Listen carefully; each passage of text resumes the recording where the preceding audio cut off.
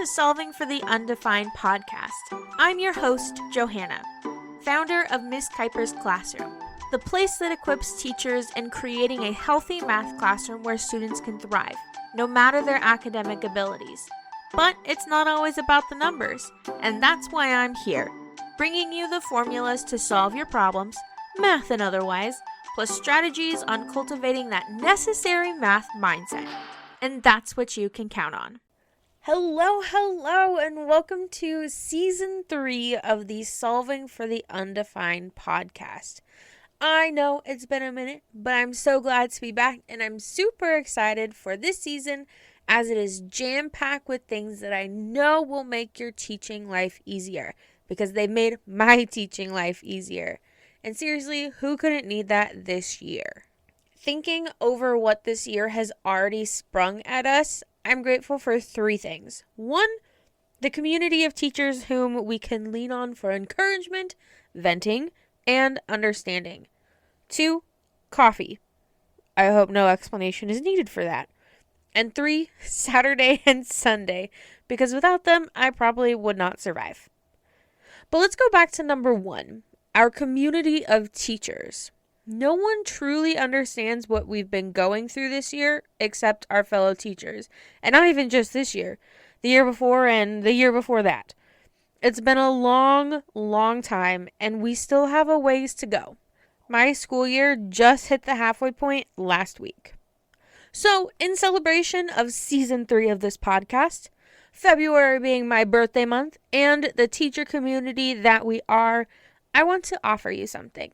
Tomorrow, February 8th and February 9th of 2022, Teachers Pay Teachers is having a sale, and my store will be part of it, as it always is, and everything will be 20% off, plus an additional 5% when you use the code FEBSALE22, so FEBSALE 22.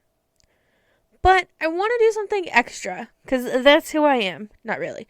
But I want to do something extra for you. For the rest of February 2022, if you purchase something from my store, Miss Kuiper's Classroom, send me a message with the order ID number. And then I will send you an additional resource for free. For free!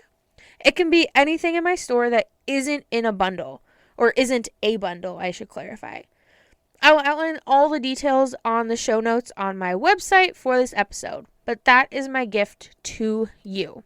I hope it helps make your life just a little bit easier as we all get through this year together. All right, now let's talk about attendance brackets. If you haven't heard this term before, an attendance bracket is a daily vote that students will participate in to find the best of something. So, for example, my students in September participated in the Battle of Candy, where they determined from a list of candies which one was the best candy. To help you visualize it just a little bit, think of like a March Madness bracket, but with candy. So I had 18 different candies that were considered the most popular in the United States, and I put them on a March Madness bracket. Like a double bracket on both sides, so it would meet in the middle, and that would be the final battle. This idea originated from Rachel at Hashtags in History on Instagram, and when I saw it, I knew I needed to incorporate it into my classroom. Every month so far this school year, my students have gotten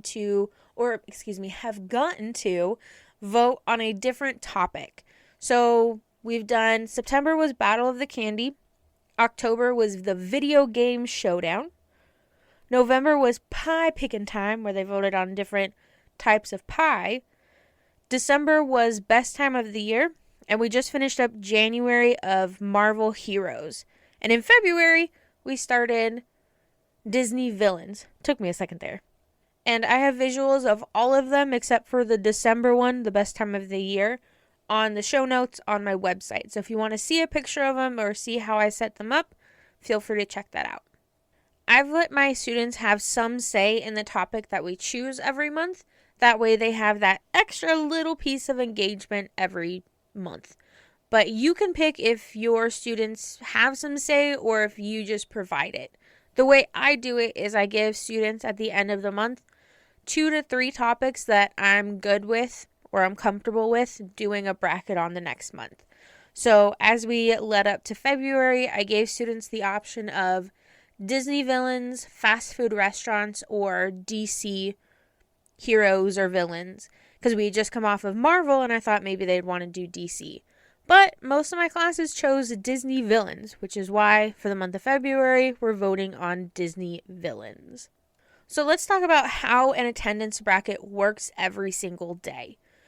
Every day, my students come to class and get to vote on 2 of the many items I have on the bracket. I do this at the very beginning of class after our greeting.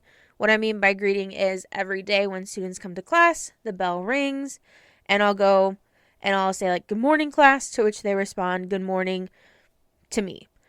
I like that like choral message together. It just brings the classroom together and calms us down. And by doing it at the beginning of class, those who are present and punctual get to participate in the daily vote.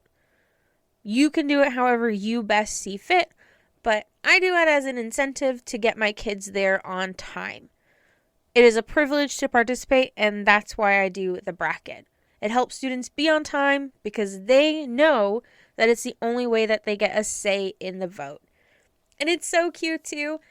Some of my students come before school to see what they're going to vote on for the day because I'll have a visual of what it's going to be on my morning slides. Yes, I do morning slides for middle school, or at least beginning of the class slides because I have classes in the afternoon. Anyway, I'll have a picture on the bottom of my morning slides or my welcome slides. Ooh, that's a good way. On my welcome slides, I'll have 2 images of the 2 things that they're voting on for the day. I like to give the visual because it just gives it some background, especially with some of the Disney villains, like the evil queen. At first, who's the evil queen?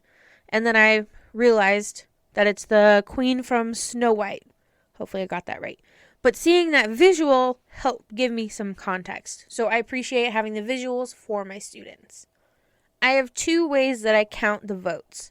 So the first way that I counted was when I greet students at the door, I hand them a small piece of paper. It's like 1/24 of a full sheet.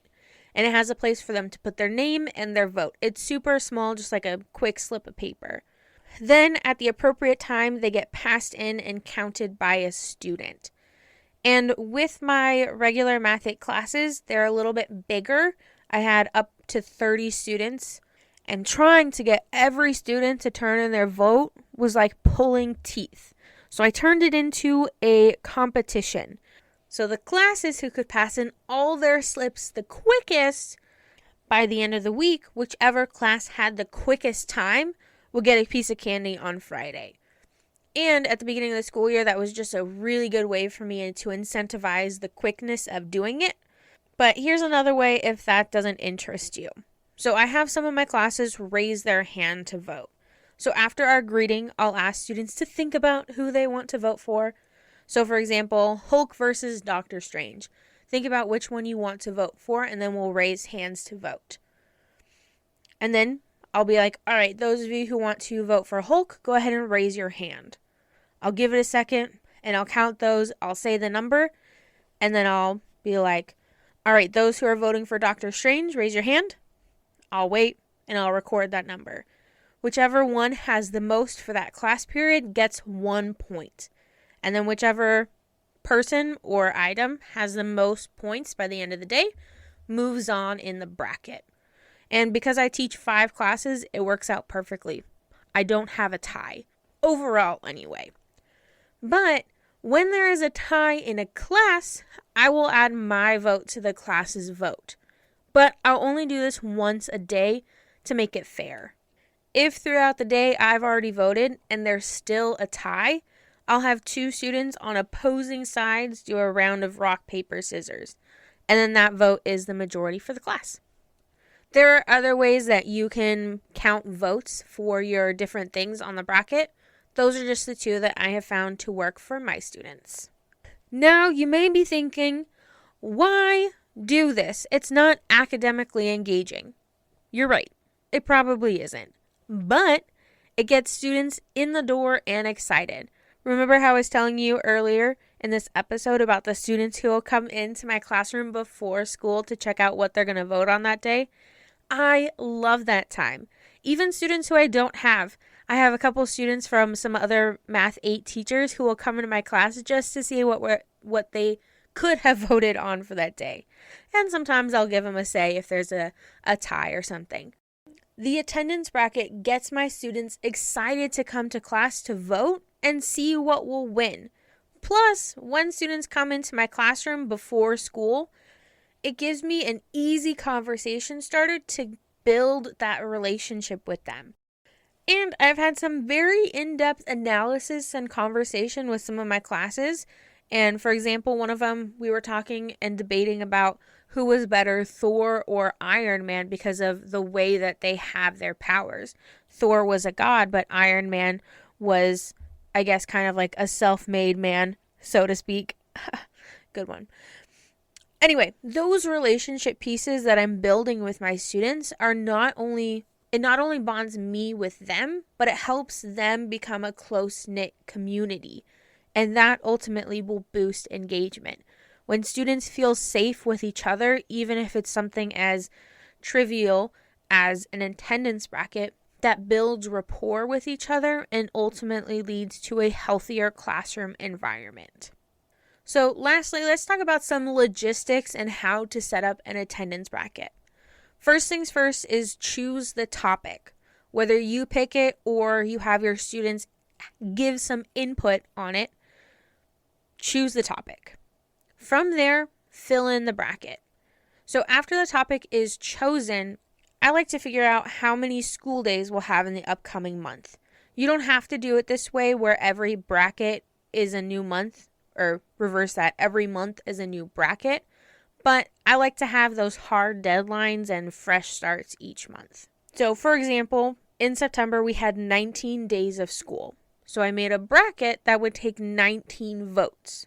From that, I created a bracket on my whiteboard that had that number of votes. And it turned out the way I created it, I needed 18 items to vote on. You can see a picture of those brackets again on the show notes. Once I have those numbers, I typically Google the top 18 candies or superheroes or pie flavors, and those become my votes for the month. However, when I did the video game showdown, because I wanted it to be super tailored to my students, I did ask for them to write down their top favorite video games, and then out of all 110 of my students, I decided from there which ones to pull and put on there, because I wanted to make sure they were appropriate. But I had to do some Google research because video games are not my forte.